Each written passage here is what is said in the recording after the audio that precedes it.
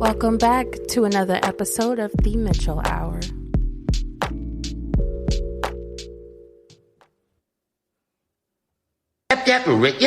Oh yeah, Devin the Dude here. Yo, check this out, man. You tune in to the Mitchell Hour, baby. Yeah, hosted by Julie. Ladies and gentlemen, we are back. Believe this is episode 57. We're going to be talking about married life versus the single life from the men's perspective. Ladies and gentlemen, I'm Julius Mitchell, my co-host. Corey Coleman. Yeah, so you guys know me. I've been married for 13 years. Had some good times, some bad times, but, you know, it is what it is. Corey? Well, I was married twice. So my second marriage lasted 17 years married, but the relationship was 21 years. Okay. Well, before we get started, I came across this video, and I think it's going to be a great conversation starter. So I'm going to go ahead and play this, and then we can come back with our thoughts. That kept you married to my auntie? And he said, no, I ain't married your auntie because I loved her. He said, no, love, that's too much of an emotional process. I married your auntie because she stayed on my neck. I wouldn't be the man that I am today if it wasn't for her. So I asked him about some conflicts because I love talking to men who have been in conflict, who have made mistakes, who have learned from mistakes, especially married men, and can give you an idea of how things go from a male standpoint. So he tells me about one event. He said, there was one time I really made your auntie mad. He said, I was wrong. He said, I was wrong. I made a decision without talking to her. And she was really big on standing firm on what it is that you're going to do and making sure that you communicate things with her, any decisions, because they affected our household. And he goes and tells me, he said, so she was getting on my A. He said, and I hated it. So what I did the same thing I always did. Run into the bars, run into the clubs, run into the parlors, whatever I could to avoid her. He said, and I kept putting up a wall. I kept building a wall against her. And she fought and she fought and she fought to tear that wall down. And eventually the wall was defeating her. That's when I realized I was losing her. He said, every time I made her face that wall, and every time I turned my back against her, because I didn't want to hear the truth about who I was. I didn't want to sit there and sit in my SHIT. I wanted to run from it. I shut down all the time. She couldn't beat that wall, so she turned away from me, and she fixed the problems herself. And that's when she realized she didn't need me. And so I asked him, I said, well, Uncle, whenever I talk to my clients, I always tell them, you need to be able to put the purpose of your marriage and your relationship, your children, your investments, whatever it is, think from a logical standpoint, put that above the conflict. So that way you can defeat the conflict. And he said, well, baby, I wish you were there when I was around. He said, I wish you were there at that time. He said, because that's absolutely right. He said, had I have put the purpose between me and your auntie and my children in a home above the conflict and stopped shutting down, I wouldn't have went through that hardship. So he continues to tell me, marriage ain't about love. He said, love don't mean nothing. It don't hold nothing. He said, how are you two getting through this journey called life? He said, how are you two fighting the test that marriage and that relationship is going to come with? That's what you need to ask yourself. What tools, what weapons do you all have when you are fighting against the world? Because your I feel like she made some really good points. Oh, most definitely. So I'm gonna start out with the first question that I thought was great. Is love enough? Love can be enough. It can be. But there are other factors. I mean, you can love somebody, but you know, if they're not more receiving of the love you're trying to give them, if you're fighting more to give them love than they're to accept it, then it can be hard. Right. I didn't put in as many years as you have. I don't think love is enough, because love is not going to pay your bills. You know, Right. you know, love is not going to make your spouse feel that you're still interested in them. You understand what I'm saying? Like, you can love your husband, you can love your wife, right? You might not say it every day, but that person knows that love is there. But they're going to look at it like, well, it doesn't tell me. He doesn't tell me that. She doesn't tell me that every day. So love, I don't think is enough to make a marriage last. But that's just, you know, I'm only 38, been married 13 years, so I don't think it's enough. Well, I mean, it can be enough, but there's always a but. You know, I mean, it's a lot of other factors. You can love somebody, like I said, you can love somebody all day long, but if you're on a love scale with that individual, if you're putting out on a scale of 1 to 10, if you're putting out 10 and that person is only at like 4, then yeah, it's gonna be a disconnect. And I guess since we're on the first topic of love, is there a such thing as a soulmate? Oh, well, I guess it depends on. I've heard the saying soulmate, and I think that the definition of soulmate is if you get with somebody, if you're with this person, and you know, something happens and you're no longer with that person, and you move on with your life, and you get with somebody else, if that bar of the person you was with that you felt like was your soulmate, if it comes out different. I mean, it's two different people, but still, you get to a level that, you know, if you just like, you know, that's your all in all, and then something happens, and you know, you get with somebody else, and you know, you want to feel like you did with your so-called soulmate, but you sometimes, you know, that's unachievable. The definition of soulmate, according to the dictionary, a person who is perfectly suited to another in temperament, a person who strongly resembles another in attitudes or belief or ideological soulmates. But my question is, right? Let's just say that I believe that soulmates are real, right?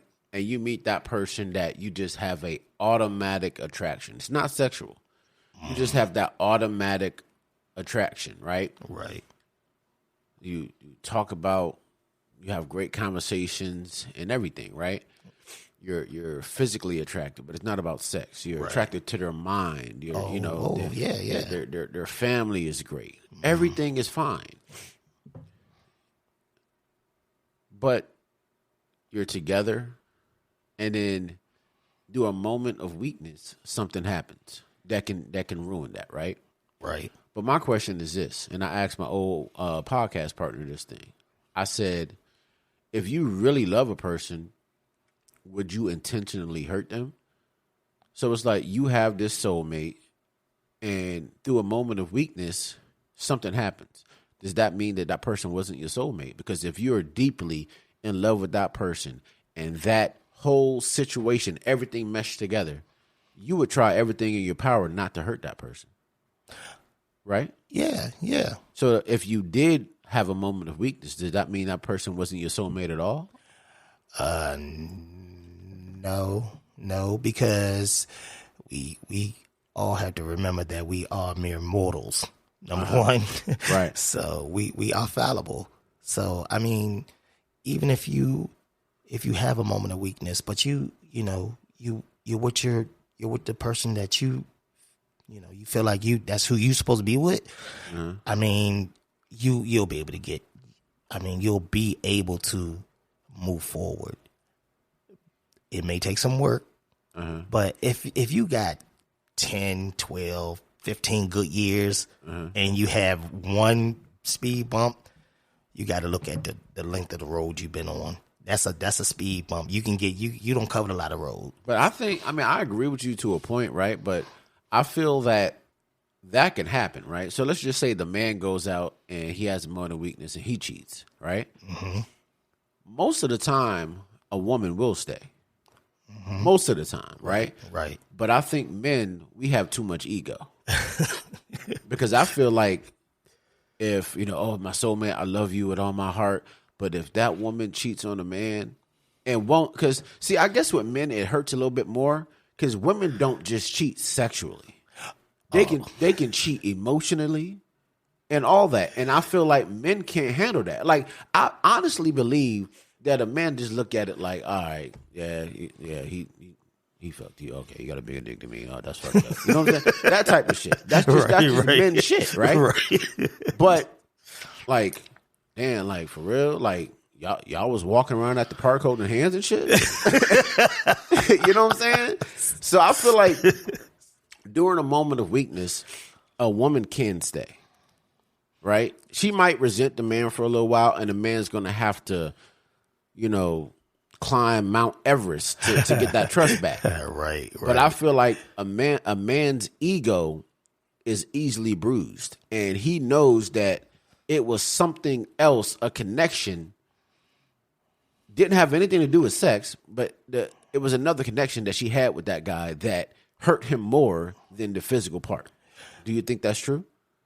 I think yeah. Well, yeah, it can happen. Yeah, it can happen. I mean, I think that a man and a woman can get together and, everything will be covered.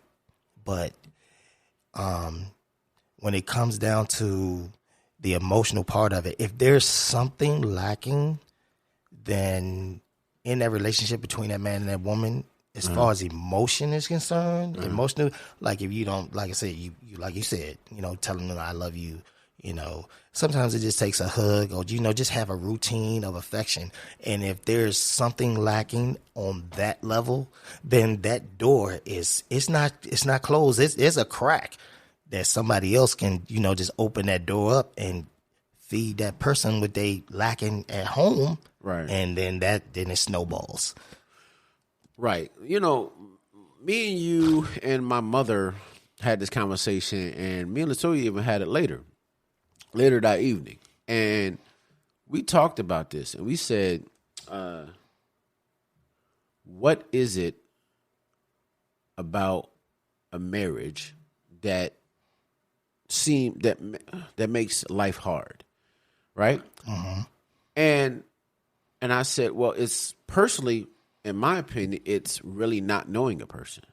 And I feel like when I was younger, my grandmother, my mom said this. They said you need to go to premarital counseling. Oh, yeah. Right? Yeah. And at first I was totally against it. I'm like, what's the point of that? Like, I was like, oh, it's church. They're going to try to shove the Bible down my throat. But as I'm older and been married for 13 years and with my wife, like almost 20 years now, I feel like you do need to go to some type of counseling before. Now, I'm not going to say that that's 100% going to work, because if people don't want you to know about their secrets and don't want you to know about their past and what they're shielding, you're not going to know. Oh, yeah. But if you go to a good counselor, those walls can get broken down a little bit. But I feel that it's just about the person. What makes marriage hard is the people. Yeah. It's the people. There's always one that wants to do better than the other. And eventually in a marriage, one person is going to start feeling some type of way because no woman wants a broke man, right? Oh, but then she doesn't want a man that's never available for her. So right. Do you believe in premarital counseling? Oh, Yeah.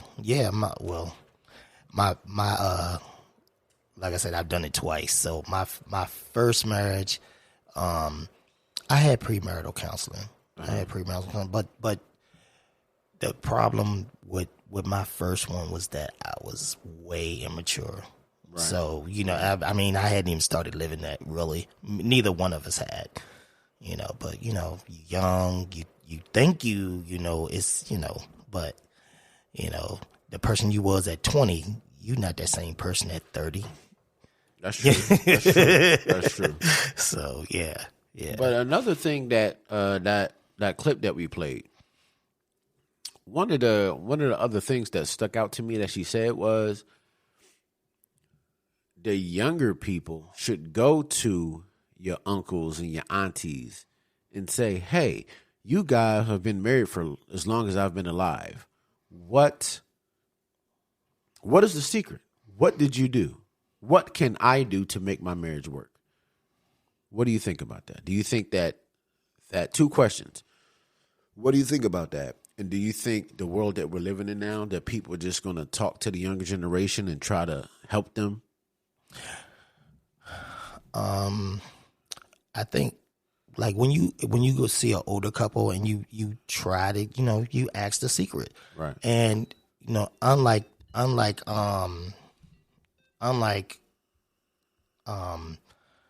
the younger generation, the older couples, they have, it's more a stick to itness when it comes to marriage. Right. It's more of a stick to itness when it comes to marriage. Okay. Do you believe that our aunties and uncles and our grandparents went through more in their relationships that we go through now in present day? Or you think it's about equal?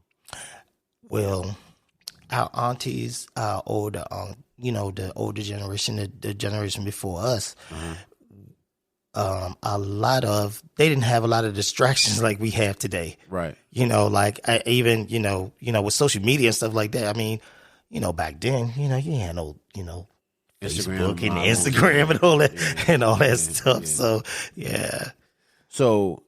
So what you're saying is you think that you can go to your elders to help you with your marital, or your just not even a marriage, just a relationship period. You think that's a good thing to do?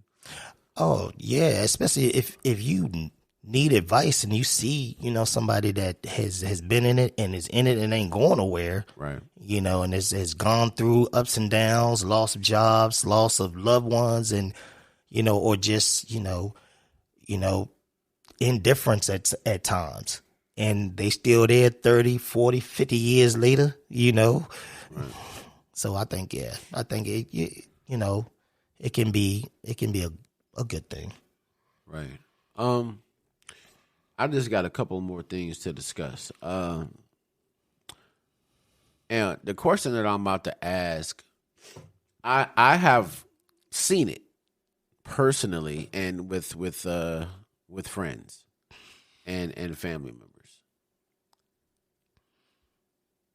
If you have children, is it wrong to try to make the marriage work for the children? And are children strong enough? And I'm not talking about, I'm just talking about having kids. Or having kids with a person that you supposedly love strong enough to make the marriage last, even if it's falling apart? Well, I will say this. When it comes to having kids, and when you have kids in a household, the main focus should be, making sure those kids are, that they're in a stable environment, and and they're not worried about, because kids need to be kids. But if you in a relationship and you got kids and you raising a whole bunch of hell every day and twice on Sunday, and those kids got to see that, you either got to get it fixed, either right then and there, or you got to come to some kind of conclusion, or you got to come to a point that, like, hey, look, I can't have my babies witnessing this. They see mommy crying, they see daddy crying, and mommy raising sand, or right. Right. The kids don't, So I think that if you're not gonna work on the man and wife relationship for the betterment, for the sake of these children. Because who wants to be raised? I mean, you don't want to raise out. You don't want your kids to be raised in a household where, you know, oh Lord, here they go again. You know what I mean? So, so having kids, I mean, having kids is good, but the kids alone is not strong enough to just help the marriage last. No, because of the simple fact that, I mean, are you going to? I mean, it's going to affect those children. Yeah. If you stay in it and it's held anyway, you know. No, because the only reason I asked, and I came up with this topic a little while ago, but my ex-podcast partner didn't want to really have anything to do with this topic.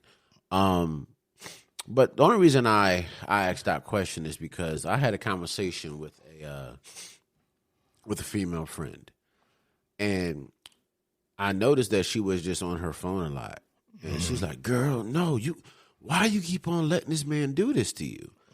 And the girl said, "He is the father of my son," and I just felt like most of the time, I could be wrong, but I feel like most of the time it's the woman that's going to try to make the relationship work because of the kids.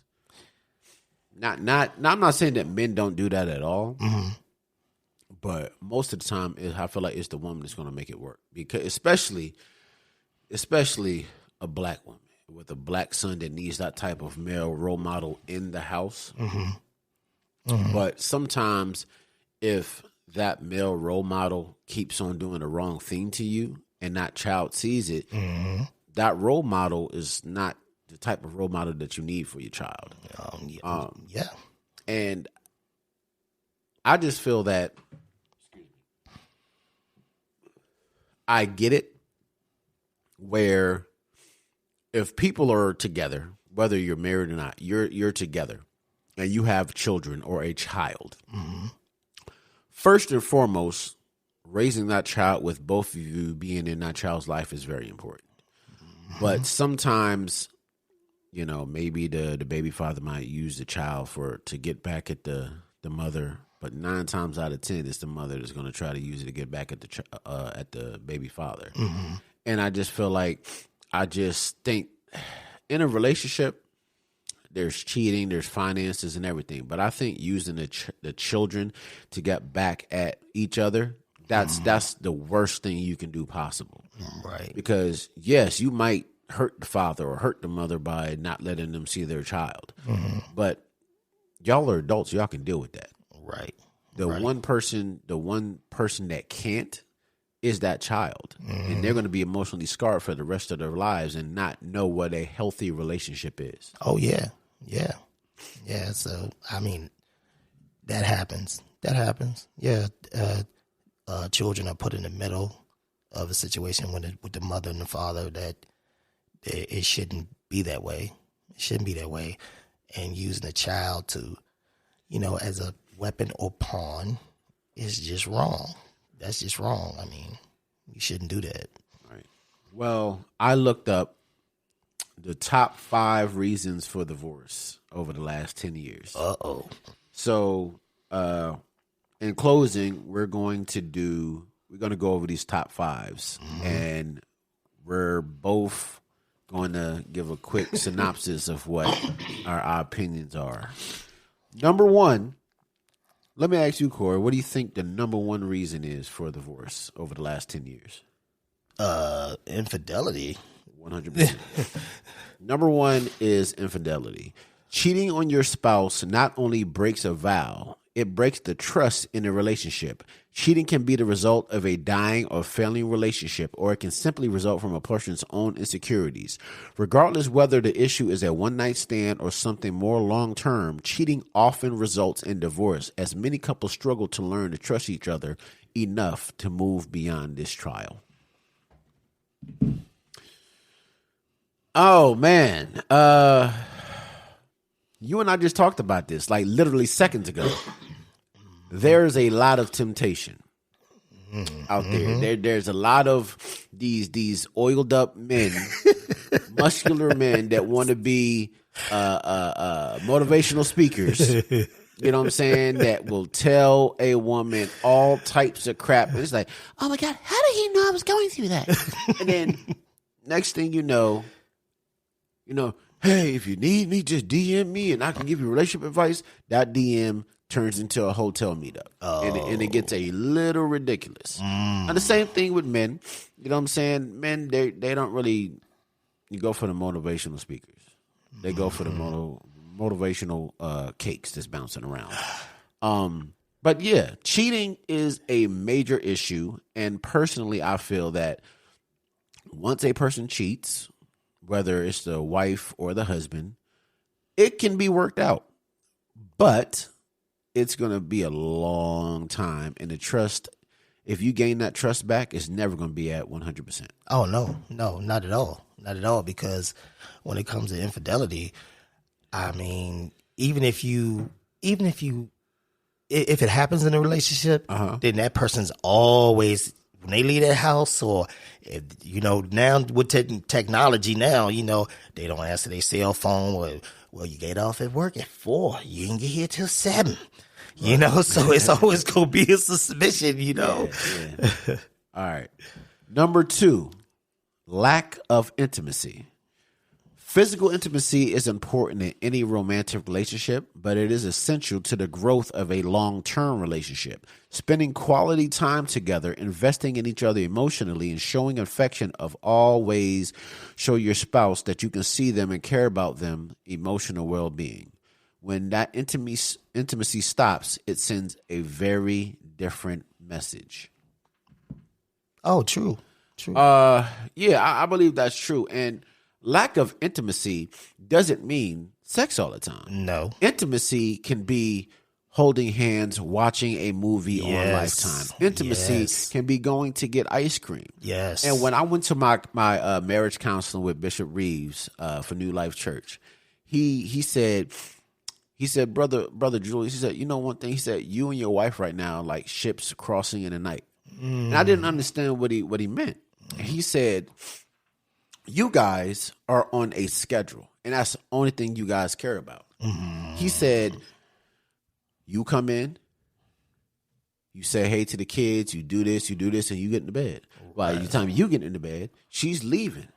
So it's like y'all are just crossing each other. You don't really pay it. He said, when was the last time y'all went to see a movie together? Right. When was the last time that y'all sat down and had a glass of wine or anything? Right. And we couldn't tell him. And he said, that is a major problem. He said, because most young people think that intimacy is sex, but it's not. Intimacy is conversation. Yes. Intimacy is looking at each other's eyes and letting that person know that you love them. Oh, yes. Lack of intimacy. Oh, that's a definite, that can wreck a marriage and a relationship real quick. So it's true. It's not about sex. I mean, you can cook together. I mean, like I said, sit down next to your wife or husband and grab their hand while they watching TV. Yeah. Stuff like that. Just coming up to your loved one while they doing something, just grabbing them from behind and just hugging them. Stuff like that. Yeah. Yeah. Number 3 is communication. Problems in communication can stem from a wide variety of other issues, but ultimately, couples who can't find a way to connect with each other in order to communicate in a healthy way often decide the relationship has run its course. You want to tackle that first? Oh, yeah. Communication is key. It's key. Because how you gonna know how your better half feels if y'all don't talk? I mean, or if one of the other person wants to have communication and the other person is not receiving it, then it's not. You have to be able to communicate. If you can't communicate, then what's the point? Yeah, communication is a very, very, very big part. And to just give a little part of my personal life, it'll be some times where me and my wife will almost get into an argument, or we will get into an argument, right? And yes, arguing is a bad form of communication, right? But I realized the deeper that we get into the argument, my grandfather said, God bless his soul, he said, sometimes he said, just y'all get into an argument. He said, just stop. Just stop, look at her, and just be like, I'm sorry. Right. I'm sorry. I didn't communicate that well, or I did communicate it, but it came out the wrong way. Right. And that works 100% of the time. 100% of the time. Because I think us as men, especially black men, we have this aura, this vibe, that we have to be tough all the time. Oh, yeah. And I think a lot of men, especially black men, are just this red pill and manosphere bullshit on the internet. And it's like, it makes you weak to talk to your woman, and that's why most of these young dudes are just going to be young-minded forever, because they don't know how to communicate with women. Right. Running game is not communication. No, not at all. Not at all, but these young niggas need to figure that shit out. All right, number 4, money.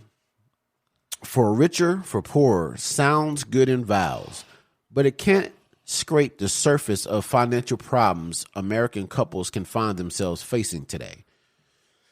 There are many ways finances can cause problems in a relationship.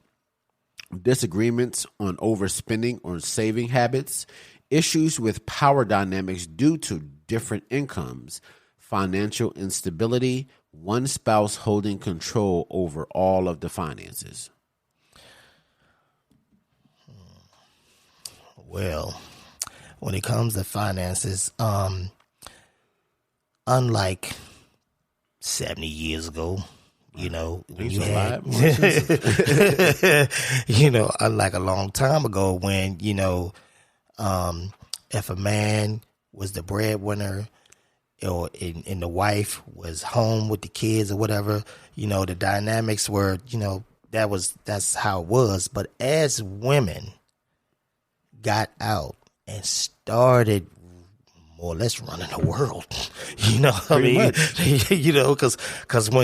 when women started making just as much money and more than men, right. You see women CEOs and women vice presidents and of companies, and and then it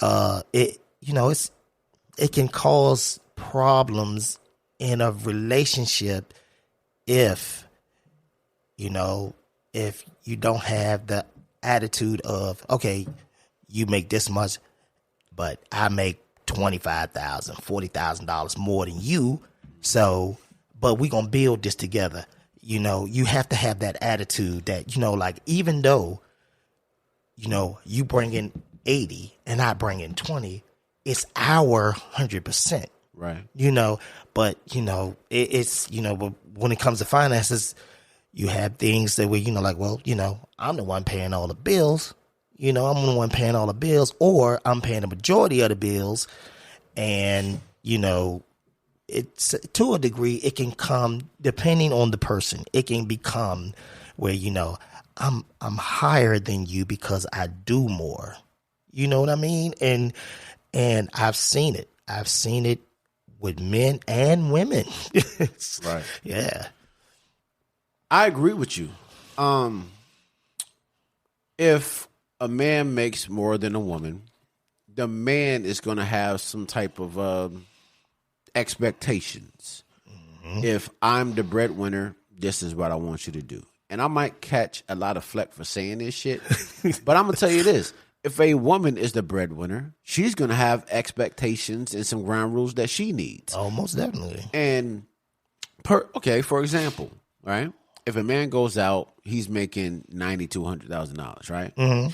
And that's what you need to make in Northern Virginia to be comfortable. Mm-hmm. Okay? Mm-hmm. Ground rules. Hey, I come home. Ground rules sounds a little outdated. Let's just say expectations, mm-hmm. right? Mm-hmm. I come home. I want to be able to eat. Right. Not pizza Friday nights or something that's fine. Right, yeah. But other than that, I'm not saying you gotta have a 4-course meal and all that, but something hot that I can eat, right? Right.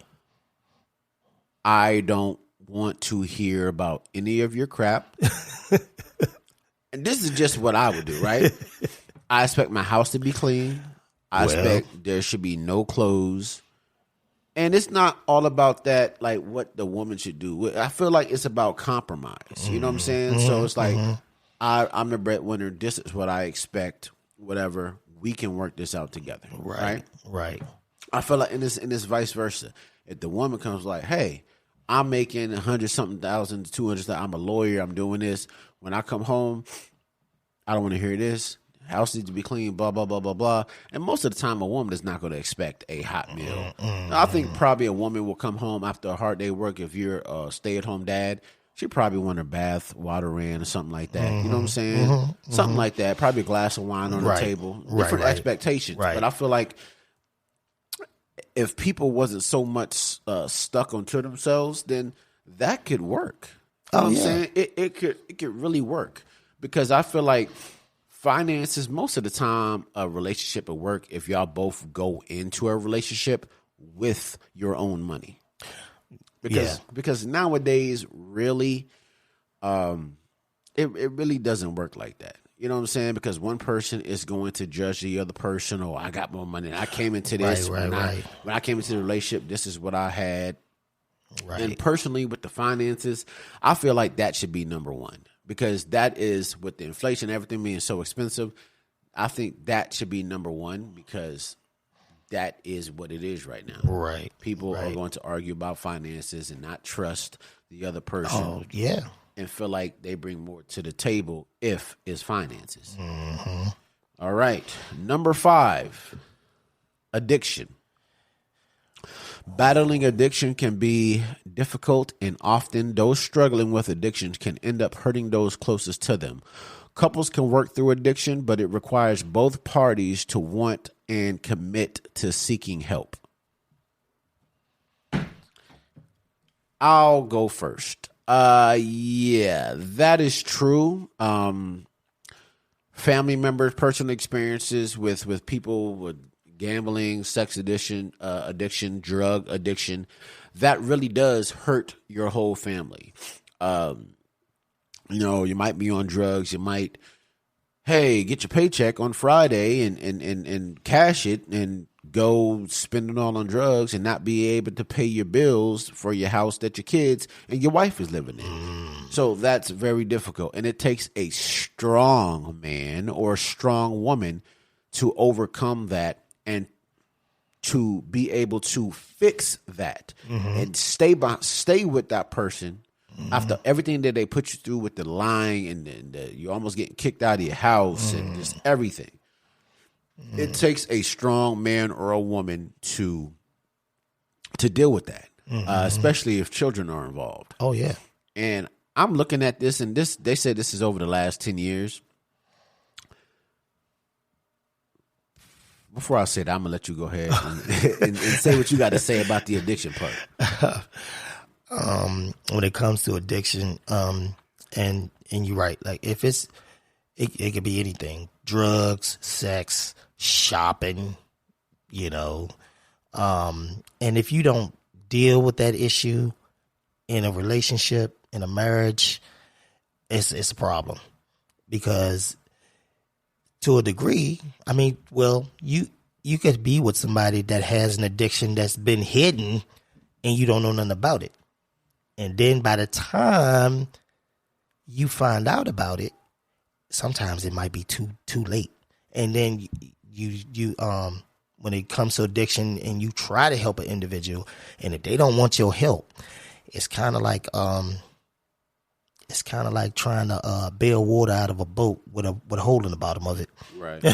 So that person has to be willing to want things to work. If they're in the middle of an addiction and if they want help, that's one thing. But me personally, if I try to help you and you ain't with the help, I don't need no help getting dragged down. I got to chuck up my deuces and roll out. But we went through these 5 causes for divorce. And I don't know how much you pay attention to social media, but there's been a lot of divorces. Oh yeah. Cynthia Bailey from what was it? I don't know if it's like Basketball Wives or Real Housewives of Atlanta. She's getting a divorce. Oh, I think I saw something. One like of the Mowry sisters, Tia, Yeah. the one that's married to the black guy. Yeah. She got a divorce. Yeah. And the one that really shocked me was Tom Brady. Oh, But that goes into our last point, addiction. Right? So this is a perfect segue, right? Because our last point was addiction. And she's pretty much saying this nigga is addicted to football. Yeah. Like, you're not going to keep, like, retire and then come back and then, like, I need you here. Yeah. You know what I'm saying? Yeah. So it's just like, I made a joke about this before, man, but it's like, these are multi-millionaires. Exactly. Even though multi-millionaires have the same problems that normal working Joes have, except for financial problems. But you're just looking at it. It's like, damn, if it don't work out for them, how the hell is it going to work out for me? Well, the Tom Brady thing, I mean, just the simple fact that between the two of them, they're worth like what? Almost $700 million. That's crazy. Yeah. But Giselle is worth more than Tom. Yeah, I know. But the thing of it is that when he decided to come back, one of the things I said was, oh, he gonna lose his wife. I said it because she wanted him to be done. But this is what you got to understand as well, though. Think about this. During the pandemic, when people stuck with each other, you might be married to this woman for 5 years, right? But you can go out with your boys, you can go to work, but you got to see this one, or you got to see this man or this woman every single day, and you can't leave the house. So I guess for years he been playing football. He retired. He be like, oh hell no, nah. I gotta be. Are you serious? Can the maid do that? Oh, I love y'all, boy, but these kids getting on my damn nerves. You know what I'm saying? That's just crazy. You know what I'm saying? It's just like they are worth all this money, and that's probably what it was. He's working. He's like football. He's watching film and everything, and then to be home to be a regular person, and also. Just a little bit off topic, but with Tom Brady getting he's the GOAT, he's all that, and getting all the accolades, just a regular retired dude at home, he probably couldn't do that. His ego wouldn't allow him to chill. I mean, he could have went into commentating or something. I think they offered him a multi-million-dollar contract. They did. But I think he I don't think Tom Brady's a talker. He doesn't have the personality like the Manning brothers do. Right. Yeah, you know what I'm saying? Yeah. He has to play, and I do believe he's going to play until he just can't play no more. Well, that would be to a degree. That would be sad though. That would be sad because I would not, even as good as he is, and as long as he's been in the league, it would be really sad to see him get hurt. And be like wheelchair bound or something. You know what I mean? But see, that's the thing, though. I mean, we're getting on a whole other level.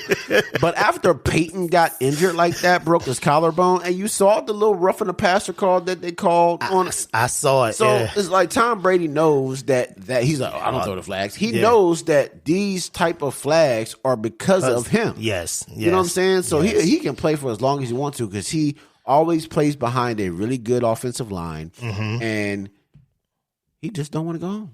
So that's like I said. I mean, if he want to play and he want to make all the money he want to make, I mean, tell Tom break a brother off something. I show him what to do with it. Yeah, you know what I'm saying. But the point of bringing up Tom Brady and everything is, what our last point was addiction. And I really think that Giselle was looking at him like, yo, it's me or football. Right, right. I don't think he chose football. I think he chose both. He chose her and his family and his love of football, and it just didn't work out. Right. So, more power to him. I hope everything works out for them. Being a married man with 4 beautiful kids, I know that marriage can be difficult, and you never, ever want to see somebody's marriage fail. No. Especially if they have young children. No, not at all. No. So I hope Tia works it out. She tweeted something, said, hey, we going to be wonderful co-parents and all that. Hope everything works out. But most of the time it doesn't. You know, Hollywood, they pass each other around like they change draws. So, Well, you know. hope everything works out for them. But ladies and gentlemen, that was episode 57, Married Life versus Single Life, the man's perspective. Until next time, Mitchell Hour out. Thank you for tuning in. Hit that like button, comment, and subscribe. And until then,